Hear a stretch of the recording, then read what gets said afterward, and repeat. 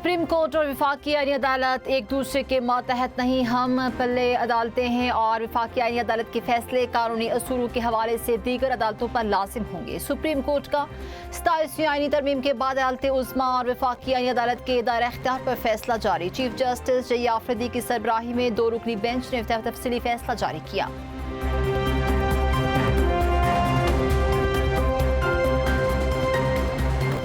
पाकिस्तान और दीगर ममालिक की काविशें बारावर। अमरीकी सदर ट्रंप का प्रोजेक्ट फ्रीडम आर्जी तौर पर रोकने का ऐलान। अमरीकी सदर ट्रंप ने गुफ्तगू करते हुए कहा, पाकिस्तान और दीगर मुल्कों की दरख्वास्त पर प्रोजेक्ट फ्रीडम रोक रहे हैं। अमरीका और ईरान ने मुश्तरका तौर पर इस बात से इत्तफाक किया है।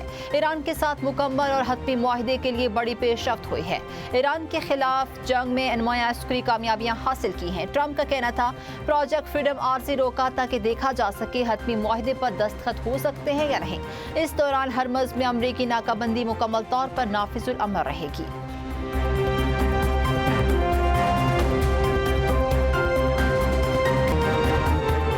जंगबंदी के लिए इस्लामाबाद, वाशिंगटन और तेहरान के दरमियान बैकडोर डिप्लोमेसी जारी है। अरब मीडिया का अपनी रिपोर्ट में बड़ा दावा। अरब नशियाती इदारे ने बताया, अमरीका, पाकिस्तान और ईरान के माबैन बैक वक्त राबते जारी हैं। अहम निकाह, शराइत और मुमकिना रेड लाइन समेत मुख्तलिफ तजावीज़ पर बातचीत हो रही है। ज़राए का कहना है, अमरीकी हुक्काम का किसी भी मुआहदे से पहले ईरानी जोहरी प्रोग्राम को एजेंडे में सरफहरिस्त रखने पर जोर है। ईरानी क़यादत का मौक़िफ़ है, सबसे पहले इनके समुद्री रास्तों पर आयद पाबंदियाँ और नाकाबंदी खत्म की जाए। सिफारती हलकों में अमरीका और इसराइल की ईरान के खिलाफ महदूद दुरानिये की मुमकिना फौजी कार्रवाई पर गौर की भी पेशकश।